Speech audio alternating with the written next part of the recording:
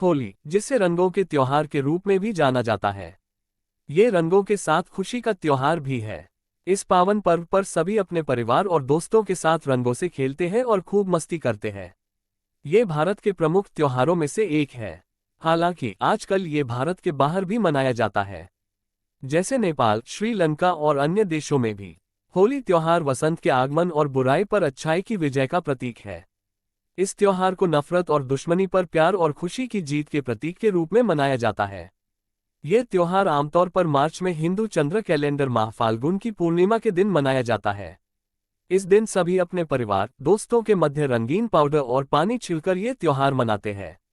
इसके साथ ही इस लोग सड़कों और खुली जगहों पर इकट्ठा होते हैं, पारंपरिक संगीत पर नृत्य करते हैं, भोजन और मिठाइयों का आनंद लेते हैं और खुशियां बांटते हैं। इसके साथ ही होली से एक रात पहले राक्षसी होलिका को जलाने की याद में अलाव जलाया जाता है, जो बुराई पर अच्छाई की जीत का प्रतीक है।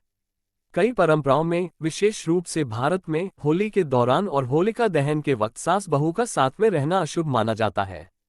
नई दुल्हन के लिए ये कहा जाता है कि उसे अपनी पहली होली ससुराल के बजाय अपने मायके में मनाना चाहिए। इसके साथ दामाद को भी अपनी पहली होली ससुराल में बनाना चाहिए। इससे उनके रिश्ते बेहतर होते हैं और मनमुटाव नहीं होता है।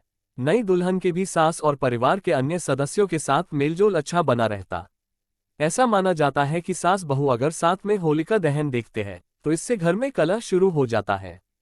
सास ससुर के साथ रिश्ते खराब होने लगते हैं और बिना बात के झगड़े होने लगते हैं। इसीलिए उनका साथ में होली देखने को मना किया जाता है। हिंदू शास्त्रों के मुताबिक यह माना जाता है कि सास और बहू को साथ में होलिका दहन नहीं देखना चाहिए। इसकी पौराणिक कथा है कि जिस दिन होलिका माता प्रहलाद को लेकर चिता पर बैठी थी, उसी दिन उनका विवाह इल्जी से होने वाला था। संध्या के समय जब होलिका माता प्रहलाद को लेकर चिता पर बैठ चुकी थी, उसी दौरान उनकी बारात घर के आंगन में पहुंच चुकी।